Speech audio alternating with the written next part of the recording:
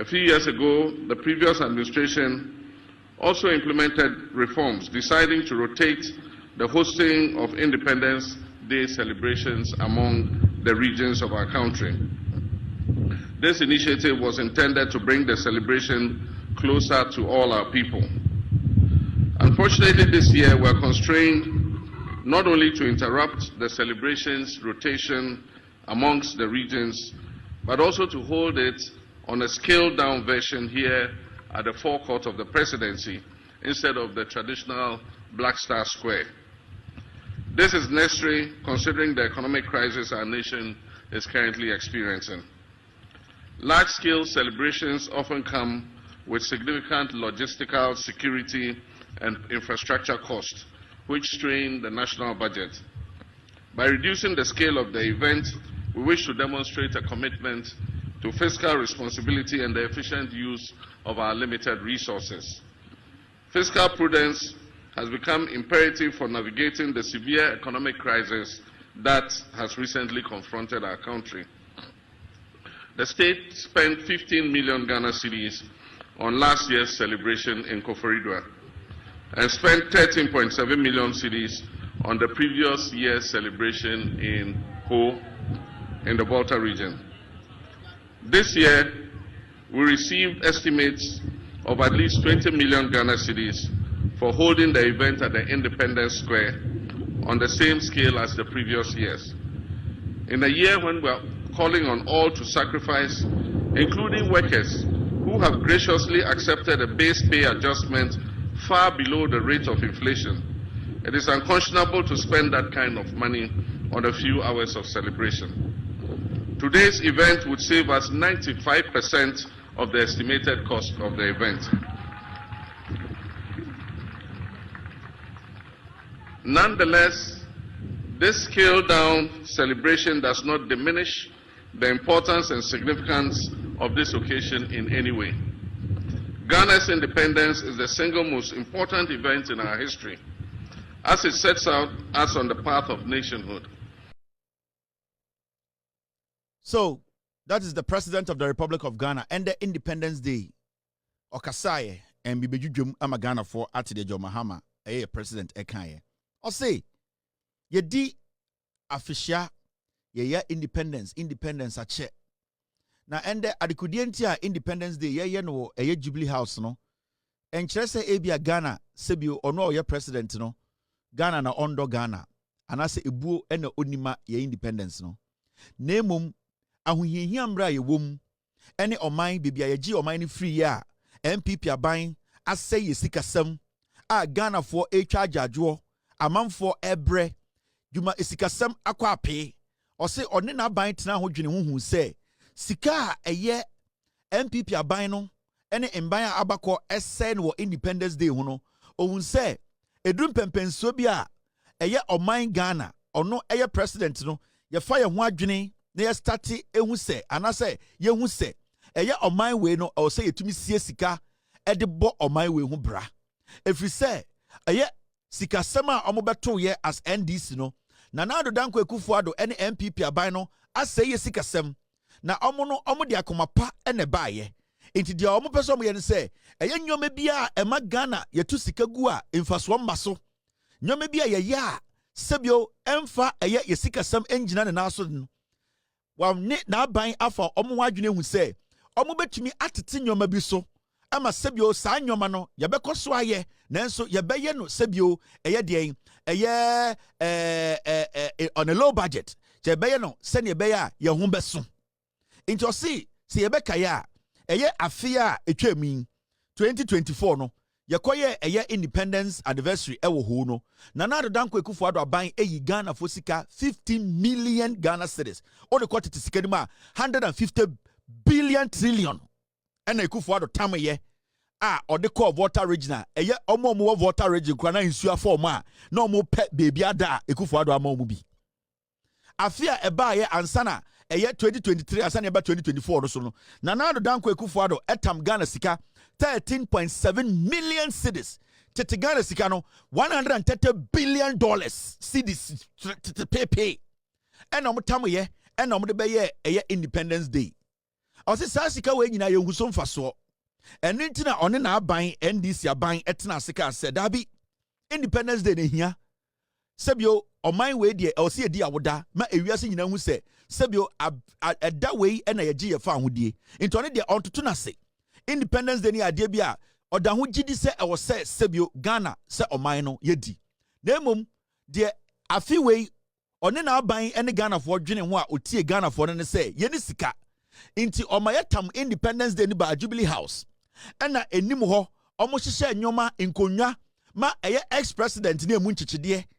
ɛba yɛ a ɔmo nyina bɛtena ase a within an hour and 2 no ɔmo tumi yɛɛyɛ na ɔse deɛ ɛyɛ n'ani gye wɔ mu nyinaa ne sɛ sika ɛndɛ ɔmo sɛɛyɛ no enduru 1 million Ghana sika yɛde yɛ Ghana's independence 68th independence anniversary ɛndɛ no enduru 1 million Ghana meaning 99.9% of sika Nana Addo Dankwa Akufo-Addo say no as we speak today no Mahama eyuzi saa sika nimu eye uyi Akufo-Addo sika na endru 1 million Ghana ena ode ye Mahama ne NDC aban sebio aboa Ghana enya wanwa se ende ye independence day yante sa akore bi atwa ahwe enya wanwa se ende ye independence day yante se soja di bi atwa ahwe enya wanwa enya wode say ende ye independence day yenti say eye sebio fire service ni bi atwa ahwe saa na John Mahama eka moma yenhwe ye ho na obi broni be say we should cut our coat according to yeni ankasa ye size into see ende independence no eye a new era sebio Ghana for ntia say yebedi afoda yebeye independence no nanso yebehwe ye ho ye sika eda ho ene ye bra ansa na yatam sika asɛ no into ne de oje independence ni dipa o support say yendi independence no na emom de ende ya ye no moma ye nyina ye nsua say ye kɔ enim no ɔman wei ye betete nyoma bi so na yetumi sie sika na sebio ye da eden ya da kyekere ye man eno na John Dramani Mahama oye president of Ghana no ode eye nano asem etudwa ende na time mo ye independence eye anniversary program ni wie na endi 10 minutes na John Mahama kra obia se osre mo eye awonafo sebio omo ye Ghanafoɔ na nsuo eye epo no sebio na emem eye omo te epo na no nti wate se nsuo di bi sebio aboewura manfo fie ama bebia nipa na tete no sebio nsuo no etu omo nti John Mahama ɔte saa asɛm no na independence anniversary no eye wia no omo wie ya na ɔse Ghanafoɔ se ɔsere omo opese otua na mon no okodien okovolta region na sebio odi nani gani kotu eye de ato Ghanafoɔ efri se omo wo ho ene sebio omo volta region ene bebi a nsuo no edi omunya no omo so sebio omo to ene omo taxes ena ama ono sebio bebi ogina no ogina nti ontumi mbu omo animfia ontumi disrespect omo ontumi nya selective towards omo brea omo kom inti omo wie independence anniversary na no oyi eye atade white ni gu ho ena okache Callistus say okofie aba okoye na Madam Lodina so eyi atade foforo ba ne say yen ntem John yen ntem ko awonafo no ho ko ne ko hwede esi na omo ye nipa omo ye Ghanafoɔ omo nti enende ye wa ha inti ho ena eye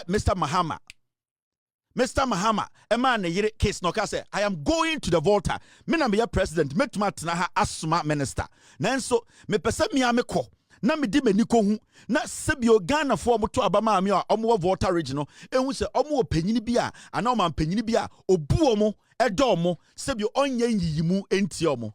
Enti John Dramani Mahama, owie anniversary na ena sebio okɔ eye ho okɔ Volta region ena okɔ hwɛ ne niso ade de ato Ghanafoɔ a omutua tax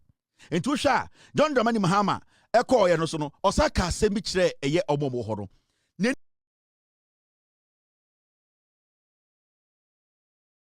hu ye no sebio ne yemu twa no ɔkasa asɛm esi de akɔ ye no ɔse wabɛkyia awonafoɔ wabɛhyia ɛyɛ Volta region for ɔmo hia asɛm ɛna ɛne hia asɛm nti John Mahama kɔ Volta region no wanka sɛ me maba efiri sɛ awonafoɔ ne bi ɔmo to maame nti na maba ɔse maba efiri sɛ moto aba sɛ Ghanafoɔ maame na mo problem a ato mo no the same problem ato me ɔyɛ nyansafoɔ ɔnyɛ kwasiampanyi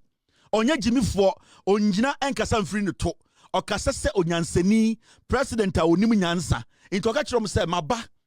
And dear washa embrato one nyina say John Mahama ko e de okohu no etwa ne nsum mom yanhwe de John Mahama ko ya okohu ye na yentoa eye enkomo no so John Mahama ekokohwe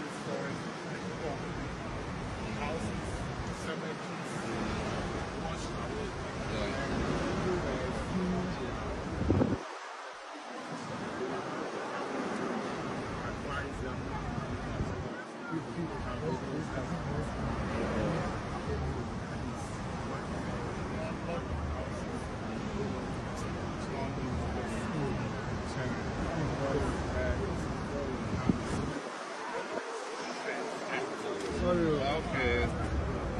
You're getting a taste of the black thing. So let's walk.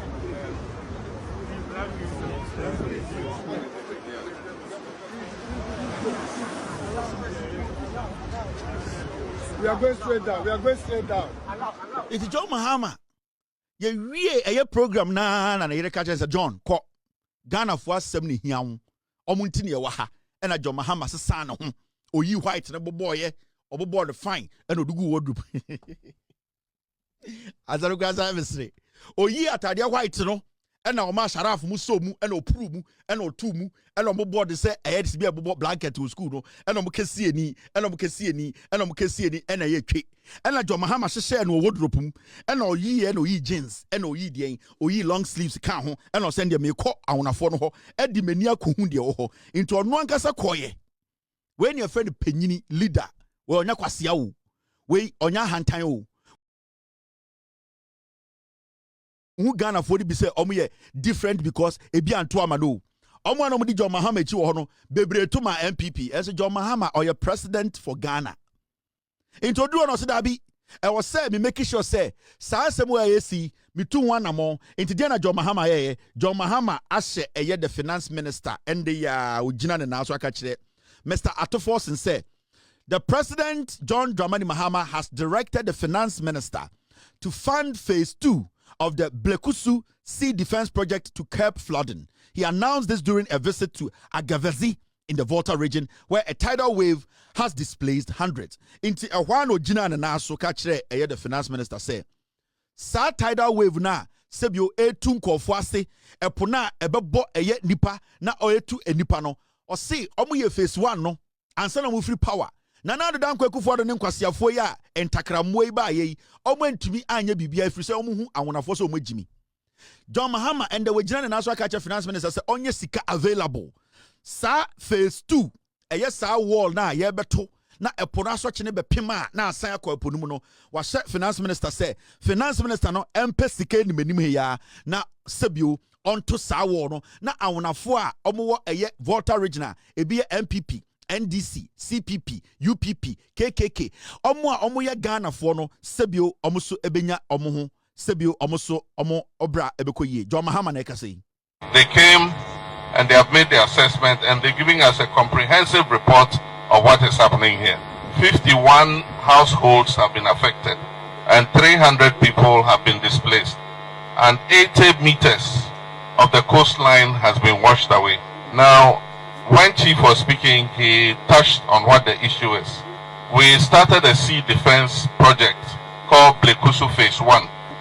The feasibility study was also done for Blekusu Phase 2. And the understanding was that when the contractor finishes Phase 1, he will continue with Phase 2. Unfortunately, that didn't happen. So the project ended at Phase 1. Government did not provide funding to continue Phase 2. Phase 2 would have covered Agaveji, Salakope, Adina, and Amotino. And so that basically is the problem. The feasibility study is ready, the design is ready, We just have to allocate the funding so that the project will start. Happily, the finance minister next week is going to present the budget. So I'm going to ask the finance minister to include funding to start phase 2 of the Blekusu Sea Defence Project. Before we came here, we went to the resettlement project that I believe or I've heard is being financed by Ghana Gas. I don't think the project was well thought through. The work is shoddy, and even the area where the resettlement is being built is a flood area. And so if it floods, it will affect those buildings too. And so those buildings are not fit for purpose. There are two things we need to do. Start the building of the phase 2 of the defense wall, but at the same time resettle those whose houses have been affected. In the meantime, to alleviate the plight of those who have been affected, we brought some items to be distributed to those who have been displaced. The items are from 3 sources. One, our brother Governor Sakoja, who is our Minister of Roads and Transport, has donated 250 bags of rice. For those of you who know, our mother comes from Denu, and so we're also part of you. And so my younger brother, who is the MD for Engineers and Planners, has also given 100,000 cedis. Inti John Mahama ne eye Ketu South for Ekasa omo a sebio eye insuo no efa omo a displace omo a sesia no omo so no nyomemu ayeden no oka kire omo say Nyankopon eye ne bibia pepepe Nana Addo Dankwakufu ne MPP for baaye na nka so omo ye war no phase 2 no ene phase 1 no nyina na sebio achichide di wusu a bibia besi bia ye nketenkete se jimini di wusu a bibia eye bufuo se ojimifo a ne senya edi wusu a debia no onka nyansasem na ose ono waba Obama Ghana for wamba ma nipa bi enti ose saa war na e wose yeto no ose ye bekan budget obeka che finance minister se onfa sika ontwe sika nto ho na ensiwa ose Ketu South for omo ana insuo no epam omo ese omo dwumadie ese omo dan a se bi ye tu omo kakra efri insuo na no